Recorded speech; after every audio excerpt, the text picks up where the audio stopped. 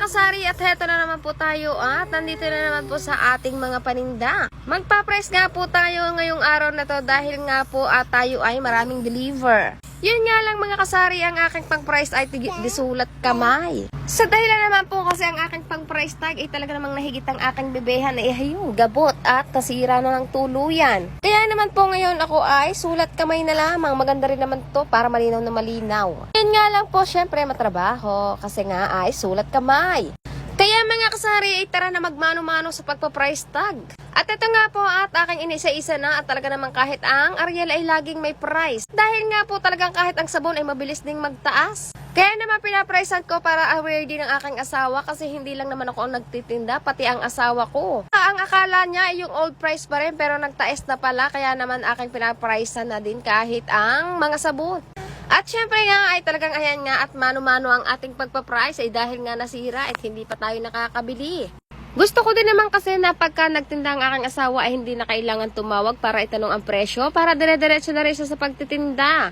Kaya naman talaga namang napakasipag kong mag-price kundangan na nga laang at napakatrabaho nitong aking ginagawa. Pero syempre dahil nga kami lang dalawa ulit dito ang natitira sa tindahan ay hiyan po ang aking baby girl at napakabait at hindi siya pasaway. Nakaungkot nga lang din at pinapanood si mami at ayan nga at naglalaro din ang kanya sa kanyang bibero. Syempre ay papatasin ko muna ang mga dilatang aking in-order dahil nga gusto ko pag nag-price ako ay dire-diretso na. Minsan kasi talagang napakatataas na ng mga dilata kaya naman aking minomonitor lagi ang resibo pagka ako ay may deliver. Pero syempre para ako ay hindi ma-access sa oras ay talagang pinagsasama-sama ko na ang mga dapat pagsamahin para naman talagang isang diretso na pag ako ay kumilos sa pagpa-price. Mahirap din kasi mag-price at magsalansan lalo na kapag maraming nabili. Syempre ako magtitinda ako, magpa-price ako o magsasalansan ay lahat na ay ako. Wala namang ibang aasahan din kundi ako lang dahil ako lang naman ang tao din Hindi naman pwedeng ang aking bebehan. Kaya naman hayan po at aking chinecheck na ang price sa resibo. Dahil maganda naman ang aking sulat kamay kaya okay na okay lang yan. Syempre mga kasari, magaan ang aking bangko kaya kaya kong buhatin. Hayan na at ating ilalagay na ang price tag na aking sinulat.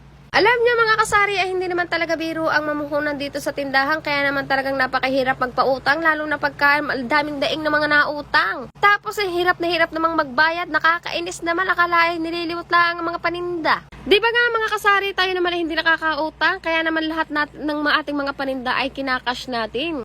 Kaya kahit kulang ng piso ang kanilang mga pinamimili at katagal-tagal bumalik ay talagang masakit sa loob natin mga kasari, hindi ba? Tulad ng aking nararamdaman ay nararamdaman nyo din? Syempre mga kasari, alam ko naman ang tubo natin dito ay napakaliit lamang tapos pupuntahan tayo at bibilhan tayo ng kulang naman ang pera nila tapos hindi naman na tayo babalikan. Di ba nga sayang ang ating effort doon? Kaya naman mga kasari tayo na at mag-price at nalayo na ang usapan. Nga talaga namang inisa-isa ko na ang pag-check sa resibo para naman dire-diretso ang aking pricing. Syempre nandito na tayo sa dilata kaya naman napakadali ng mag-price. Mas madali to sa pagpindot-pindot lang kasi akin na hinihila ng tatlo-tatluhan. Tapos isang price pa diba? Ang bilis lang. At dahil nga kami lang dalawa dito ng aking bebe at malakas pa ang ulan ay ang bebe ko'y natakot na sa lakas ng ulan. Kaya naman at nagpakarga na tapos ako'y habang nagbo-voice over ayan at kaingay-ingay din.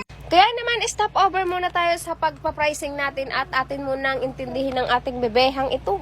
Pagpunta din ata sa kanyang walker kaya naman talagang umungot na kay mami at nagpabebe na rin. Syempre si mami ay kakagahin ng ating bunsuhang bebehan na napaka-cute. Iba talaga pag ikaw ay nanay na talaga naman kahit ano ay kaya mong itigil para lang kay baby girl natin. Ay naman habang karga natin ng ating bebehan ay atin munang i-video ang ating ginagawang ito na napakadami naman ng deliver na iyan. Yung iba nga ay nakabox pa at hindi ko pa ma-open dahil nga ako ay nagtitinda tapos mag-isa lang ako at ako ay may alaga pang bata. Kaya naman bago ako makatapos dito ay napakatagal.